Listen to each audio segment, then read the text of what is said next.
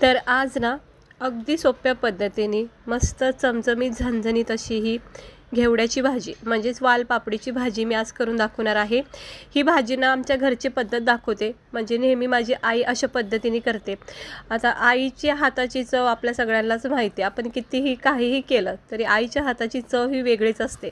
तर आज मी तुम्हाला ना आमच्या घरची पद्धत दाखवते। अगदी सिंपल पद्धतीने ही वालपापडी घेवड्याची भाजी बनली जाते, खूप छान चवदार लागते। नक्की एकदा व्हिडिओ बघा आणि आवडला तर लाईक करा। तर हे बघा, ह्या वालाच्या शेंगा ना मस्त स्वच्छ धुवून निवडून हे आईनेच निवडून दिल्यात, इकडे बघू शकता। मस्त अशी चवदार खमंग टेस्टी हिरव्यागार अशा ह्या वालाच्या शेंगा, हे दाणेसुद्धा ठेवले आहेत। हे सुद्धा खूप छान लागतं ना खायला, त्यामुळं ना हे दाणेसुद्धा याच्यामध्ये घ्यायचे। आता बारीक लहान जसे तुम्हाला आवडतील तशी याची कटिंग करून घ्यायची, म्हणजे अशी तोडून घ्यायची। आता आईने केलेलं आहे, थोड्याशा मोठ्या मोठ्या झाल्या त्याला जरा बारीक करते।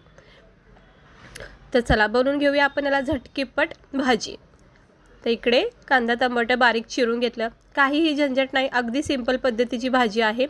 आणि ह्या भाजीचं एकच साहित्य गरजेचं आहे, ते म्हणजे लसूण शेंगदाण्याचा कूट। हा लसूण शेंगदाण्याचा कूट मी एकदम करून ठेवलेला आहे, म्हणजे असे छोट्या छोट्या भाजीला ना 1-2 चमचे टाकले तरी भाजी खूप छान होते। लसूण शेंगदाण्याचा कूट करून ठेवलेला आहे, तो आपल्याला 1-2 चमचे लागणार आहे। हे वालपापडे असे निवडून घ्यायच्या आणि तोडून घ्यायच्या। कढईमध्ये तेल तापत ठेवलं आहे, याच्यामध्ये मी कांदा टमाटर परतून घेते।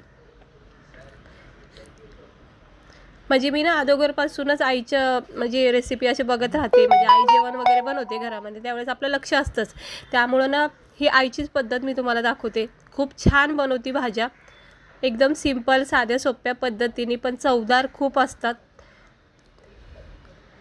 तर तीच तुम्हाला सोपी पद्धत आज दाखवते, कुठलंही वाटण करायचं नाही, काही नाही, अगदी सिंपल पद्धतीने।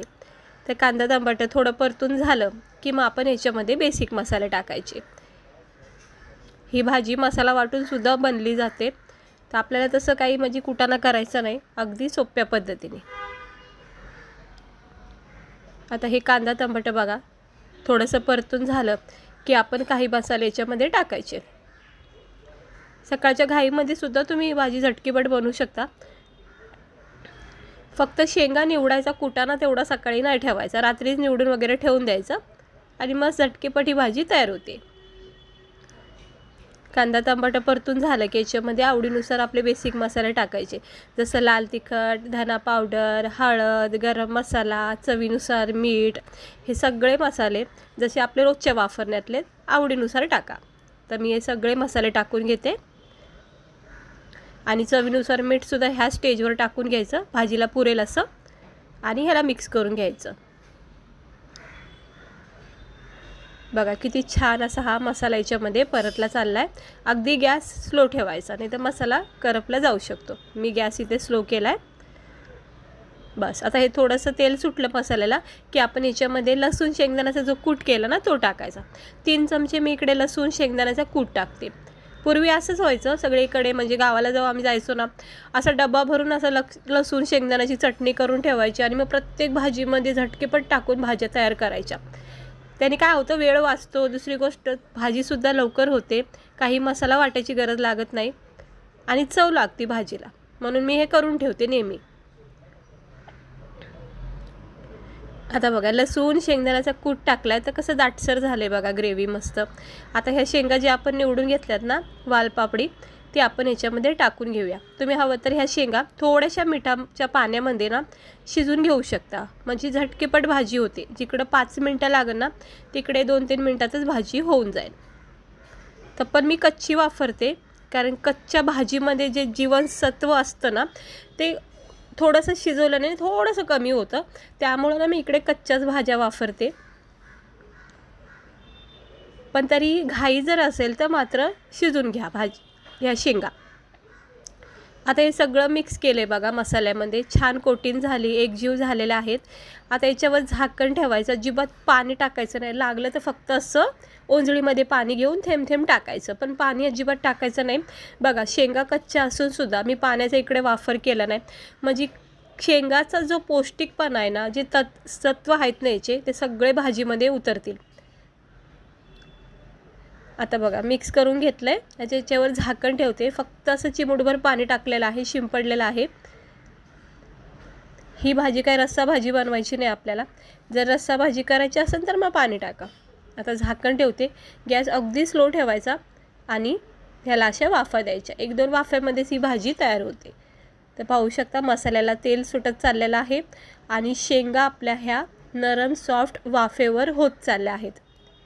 हे बघा, मस्त चवदार खमंग टेस्टी अशा ह्या घेवड्याच्या शेंगा आणि लसूण शेंगदाण्याची इतकी छान चव येते ना या भाजीमध्ये, अप्रतिम लागते. झाकण ठेवायचं, बस एवढीच प्रोसेस आहे या भाजीची. फक्त वाफेवर याला शिजून घ्यायचं आणि जास्त काही गाळ पण करू नका शेंगा. मी नेहमीच सांगते की कुठलीही भाजी असो, फळभाजी असो किंवा पालेभाजी असो, जास्त गाळ नाही करायच्या. हे बघा, झाले आहे नरम सॉफ्ट शेंग. आता मी इकडे गॅस बंद करते आणि परफेक्ट आपली ही भाजी तयार झालेली आहे. गॅस बंद करून घेते आणि ही बघा आपली भाजी झालेली आहे तयार खाण्यासाठी. गरमागरम थंडीच्या वातावरणामध्ये अशी चवदार टेस्टी झणझणीत भाजी खायला भेटली तर मग आपल्याला तर बस जेवणाची मजाच येते. हे बघा मस्त झाले का नाही, किती सुंदर दिसते बघा आपली ही वालपापडी म्हणजे घेवड्याची भाजी. सिंपल सोप्या पद्धतीने दाखवलेले आहे. हे बघा शेंगा परफेक्ट अशा शिजल्या गेल्यात ना, जास्त गाळ केलेल्या आहेत ना, जास्त कच्च्या आहेत, एकदम व्यवस्थित झालेल्या आहेत. अजिबात रस्सा वगैरे केला नाही, सुक्की भाजी केलेली आहे आणि छान झाली. गरमागरम प्लेटमध्ये आपण याला सर्व करूया. तर ही आपली घेवड्याची भाजी बघा, पाहता क्षणी किती छान दिसते, भूक लागते, खायचं मन होतंय. तर ज्वारीच्या भाकरी केलेल्या आहे, त्यासोबत मी याचा आनंद घेणार आहे. आणि थंडी वातावरणामध्ये ना हे असं काहीतरी झणझणीत खायला भेटलं ना मग बरं वाटतं जरा. तर मस्त झालेल्या आहे शेंगा, खूप छान चव आहे कारण आपण लसूण शेंगदाणा त्याच्यामध्ये कूट वापरलेला आहे. झटकीपट होणारी भाजी, काहीही तामझाम नाही, कुटाणा नाही, एकदम सोप्या पद्धतीने आमच्या घरची पद्धत तुम्हाला दाखवलेली आहे. सिंपल पद्धत आहे, नक्की करून बघा, खूप भाजी छान लागेल. आणि सेम प्रोसेसमध्ये तुम्ही छोट्या छोट्या भाज्या सगळ्या अशा करू शकता. टिफिनलासुद्धा तुम्ही ही कमी वेळामध्ये भाजी बनवू शकता. फक्त लसूण शेंगदाण्याचा कूट मात्र करून ठेवा, म्हणजे अशा छोट्या छोट्या भाज्या झटकीपट होतात. तर मस्त झाली चवदार अशी छानपैकी झणझणीत भाजी. आता मी घेणार आहे खाऊन. तुम्ही पण या सगळे खायला. व्हिडिओ आवडला असेल तर लाईक करा. अशा छान छान मस्त मस्त सिंपल रेसिपी बघण्यासाठी चॅनेलला सबस्क्रायबर करा आणि आजचा हा व्हिडिओ आवडला असेल तर लाईक करा. चला भेटते मी तुम्हाला पुढच्या व्हिडिओमध्ये एका अशा छानशा रेसिपीसोबत. स्वस्त रहा, मस्त रहा आणि काळजी घ्या.